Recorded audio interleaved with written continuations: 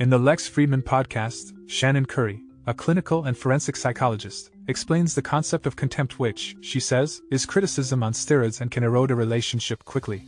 Contempt is characterized by looking down on one's partner, and includes behaviors such as eye-rolling, name-calling, mocking, and imitating them. Curry notes that while contempt can be abusive, most people have engaged in it to some degree in their relationships. She emphasizes that even lower-level contempt, such as eye-rolling, is a significant predictor of a split. Later in the conversation, Curry talks about the chemical nature of romantic love, explaining that at the beginning of a relationship, people are high on dopamine, oxytocin, and other chemicals that produce feelings of euphoria and infatuation.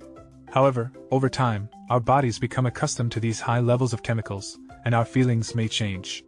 Curry points out that our bodies have evolved to find a mate, procreate, and spend enough time together to have sex and make babies, which doesn't necessarily align with modern Western expectations of lifelong love.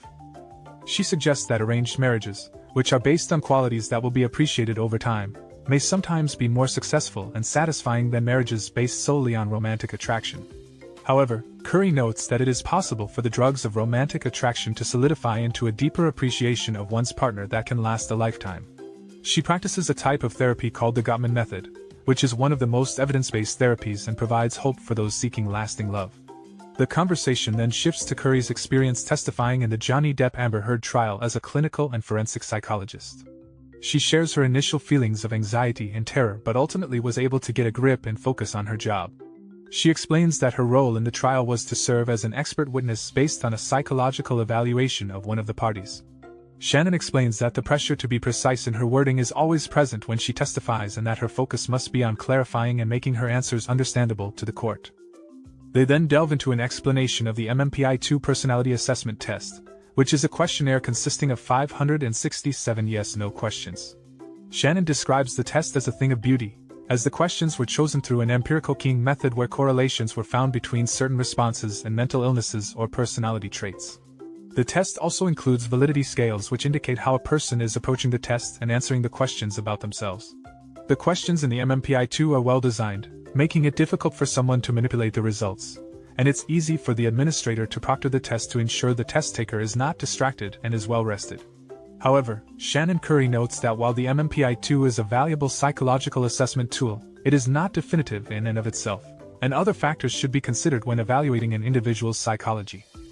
They also discussed the results of Amber Heard's psychological evaluation, which supported two diagnoses: borderline personality disorder and histrionic personality disorder, both classified under Cluster B in the DSM-5, which is the Diagnostic and Statistical Manual of Mental Disorders.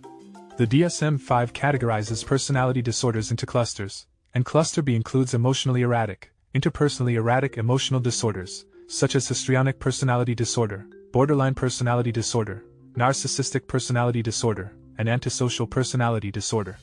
They predict that a more accurate approach will be a spectrum-based model where personality disorder categories are described by adding traits to them. The idea is to move from clusters based on NPD and other disorders to a spectrum with personality dysfunction, making it possible to be more specific about each person's diagnosis.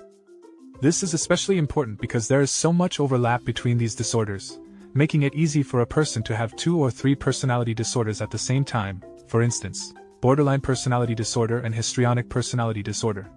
Both disorders have different characteristics, with borderline personality disorder being a disorder of instability and impulsiveness, emotional instability, instability in self-identity in relationships, and an intense fear of abandonment, while histrionic personality disorder is more of a disorder of emotionality, dramatics, and attention-seeking, which is about play-acting, seeking attention, and manipulations.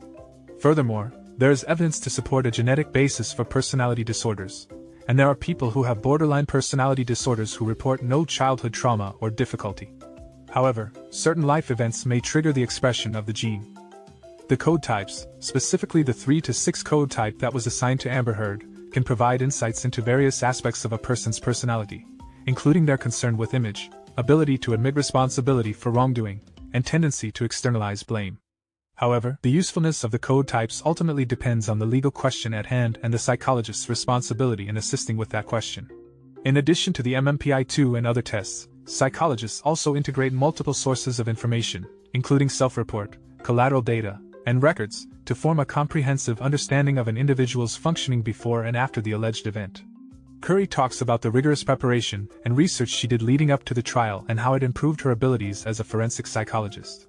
She also talks about working with clients in her clinic and the challenges of balancing her work with the demands of a high-profile case.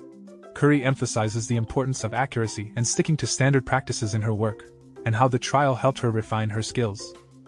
She describes how she believed that people who talked about self-care were full of crap, but eventually realized that she had pushed herself to a point where it was no longer healthy. Despite the stress and pressure of her job, Curry manages to hold it all together and take care of her clients. She attributes this to her passion for her work but also admits that she doesn't get a lot of sleep and that it's a work in progress. Curry also discusses the stress of being in the public eye and how she was unprepared for the number of people watching when she testified. She describes feeling completely exhausted and wanting to lie down on the floor after testifying. While many people may experience traumatic events in their lives, PTSD is not the norm. Only about 14% of those who experience severe trauma are likely to develop the disorder. PTSD is a more serious, longer-standing condition that can significantly impair a person's life. Curry also discusses the importance of mental health resources for veterans and notes that the military invests heavily in programs such as animal-assisted therapy, acupuncture, and yoga. However, there is still a need to improve access to and quality of mental health care for veterans, as some may slip through the cracks and not receive the care they need. The conversation then shifts towards the bond experience between soldiers during combat, which Curry attributes to the stripping away of ego and vulnerability that occurs in survival situations. Shannon shares an important aspect about PTSD, stating that many service members with PTSD are reluctant to disclose some of the unspeakable things that they feel about themselves after returning from combat. She mentions that service members sometimes feel emotionally numb, feel like they may not know if they love their children anymore, or their wife, and sometimes want to kill someone. These are the things that can be associated with PTSD that aren't as clear or expected. Further, she advises young people to choose anything they like and not worry about the job, for they don't even know all the jobs that exist. Shannon says that it's essential to follow an idea in which they are interested, as they will make it their own. Moreover, Shannon talks about her profession in forensic psychology, and warns anyone interested in it that it's not like they're solving crimes all day and getting calls by the FBI. It is about sitting alone in the office with a lot of papers and writing 75 dense pages with citations of like science. She adds that it's brutal and academic, but fulfilling. In her opinion, the role of love in the human condition is everything, and that's all there is. She mentions that there have been moments in her life where she felt like she was closest to the truth of life, and usually, there's this resonating sense of love and ease for herself and other people. Fridman then ends the section with a quote from Charles Bukowski that highlights the struggles and triumphs of life. The quote is as follows: "Sometimes you climb out of bed in the morning and you think, I'm not gonna make it, but you laugh inside, remembering all the times you felt that way." This quote is quite relevant, especially in the world of artificial intelligence where the field is constantly evolving, and new challenges are emerging every day. In order to succeed, it is important to persist and learn from previous experiences, no matter how difficult they may have been. The Gottman method for couples therapy provides guidelines and rules for longevity in a relationship that are skills-based. One of these guidelines is the 5-to-1 golden rule. Couples should have 5 positive interactions to each negative interaction. The concept of positive interactions does not necessarily require big, romantic gestures. Instead, it involves paying attention to bids for affection and connection from one's partner.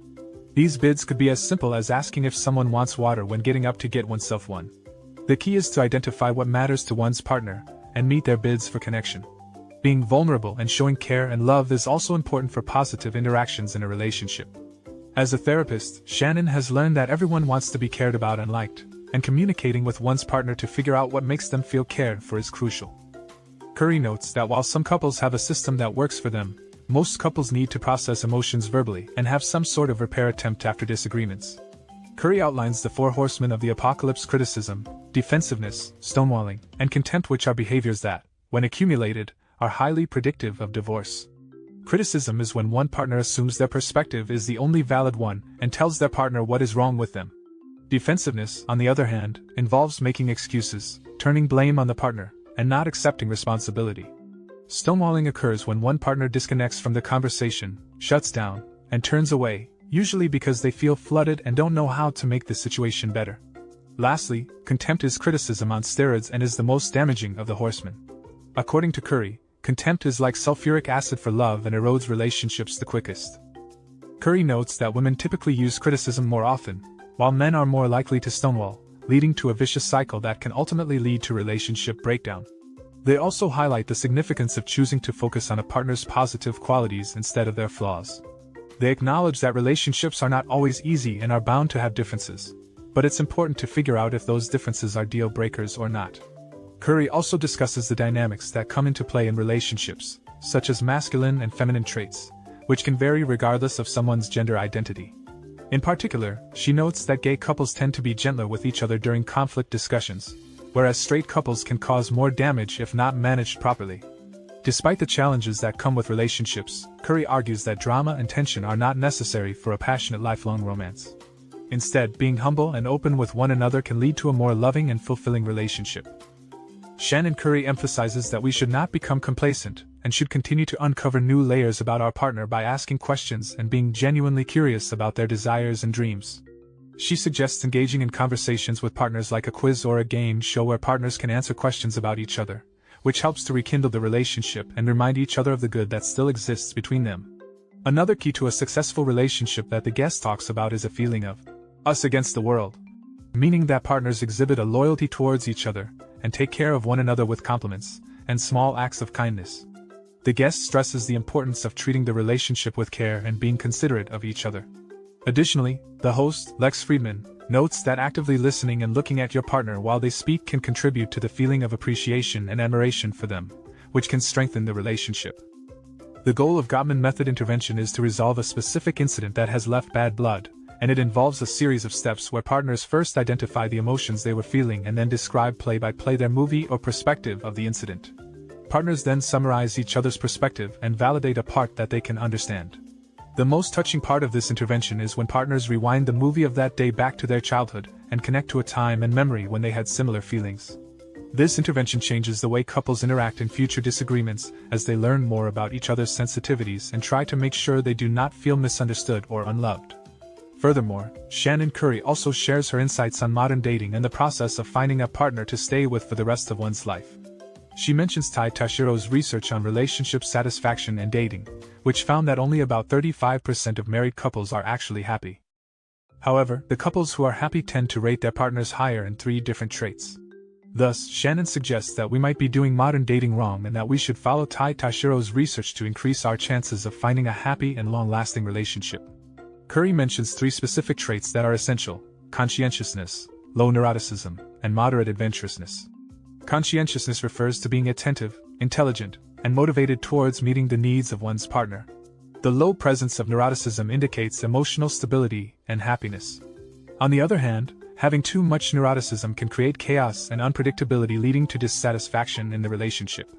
The moderate level of adventurousness calls for being self-motivated, individualistic, and not overly dependent on one's partner. These traits can be worked on through self-awareness and therapy, leading to a stable and satisfying long-term relationship. They both acknowledge that growth and adventure can lead to positive changes in life, but caution that high-adventure people can also cause heartbreak. They also explore the importance of sex in relationships, which can bond partners, reduce stress, and increase happiness. They emphasize that sexual satisfaction is subjective and varies from couple to couple, and it is not necessarily detrimental if absent. The topic of infidelity is also discussed, with the understanding that affairs can be tolerated if kept hidden and out of sight, but honesty can be complicated and sometimes destructive. The idea that complete honesty can sometimes be harmful is raised, especially in the case of disclosing past sexual history or infidelity.